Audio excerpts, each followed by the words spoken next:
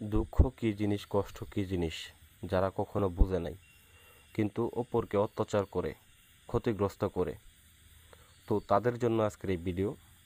তো মূলত তাদেরকে শাস্তি দেওয়ার জন্য এই ভিডিও। এই ভিডিওটার মাধ্যমে, এই নকশাটার মাধ্যমে সেই ব্যক্তিগুলোকে পঙ্গু করে রাখা যাবে। এটা মূলত একটা পঙ্গু বানবিদ্যা। এই বিদ্যাটার মাধ্যমে আপনি আপনার শত্রুকে পঙ্গু করে বিছানায় ফেলে রাখতে পারবেন। সেক্ষেত্রে আপনি তার হাত, পা এবং মুখ, যে কোনো তিনটা অঙ্গ, যেমন হাত, পা, মুখ বা কেউ চোখ এরকম ধরনের চায়, তো যে কোনো তিনটা অঙ্গ আপনারা কাজটা করতে পারবেন এই বিদ্যাটার মাধ্যমে। দেখা গেছে অনেক সময় অত্যাচার করে, আপনাকে অত্যাচার করতে করতে শেষ করে ফেলছে, জমি জমা নিয়ে একদম ধ্বংস করে ফেলছে, টাকা পয়সা দিয়ে আপনার ধ্বংস করে ফেলছে, বিভিন্ন কারণে বিভিন্ন রকম আপনার সোনার সংসার ভেঙে যাচ্ছে।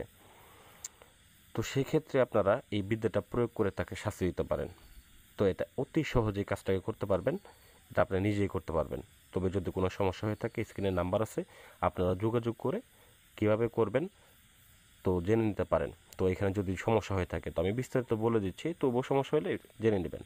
তো যাই হোক ভিউয়ার্স, এখানে স্পষ্টভাবে আপনারা দেখতে পাচ্ছেন একটা নকশা এবং দুইটা কড়ি, দুইটা তাবিজ। তো আপনারাও দুইটা কড়ি, দুইটা তাবিজ সংগ্রহ করবেন এবং কালি হিসেবে ব্যবহার করবেন কাম সিঁদুর, অরিজিনাল কাম সিঁদুর সংগ্রহ করতে হবে ভিউয়ার্স, অরিজিনাল।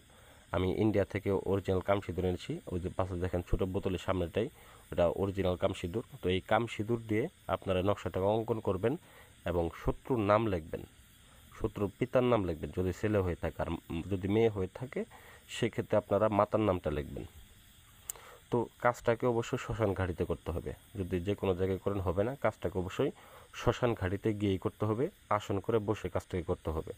তো আসনের ক্ষেত্রে মোমবাতি, আগরবাতি জ্বালাবেন, তো পরিশেষে ধূপ জ্বালাবেন এবং কি আগরবাতি জ্বালানোর সময় অবশ্যই আপনারা আগরবাতির যে মন্ত্রগুলো আছে, মোমবাতির যে মন্ত্রগুলো আছে ওগুলো পাঠ করবেন। ওগুলো যারা জানেন না, আপনারা প্রথমত আসন করে বসে, শ্মশানে আসন করে বসে কাম সিঁদুর দিয়ে এই নকশাটাকে অঙ্কন করবেন এবং শত্রুর নাম, শত্রুর পিতার নাম বা মাতার নাম লিখবেন। লেখার পরে দুইটা তাবিজের মধ্যে ভরবেন, ভরার পরে আপনারা মোম দিয়ে তাবিজের মুখটাকে বন্ধ করে নেবেন, আটকিয়ে নেবেন। আটকিয়ে নেওয়ার পরে যে আপনাদের যে কাজটা এই পড়বে, সেই কাজটা হচ্ছে দুইটা তাবিজকে দুইটা কুড়ির ভিতরে ঢুকিয়ে দিবেন। অবশ্যই মনে রাখবেন, মনোযোগ সহকারে, ভক্তি সহকারে, বিশ্বাসের সাথে কাজটা করবেন।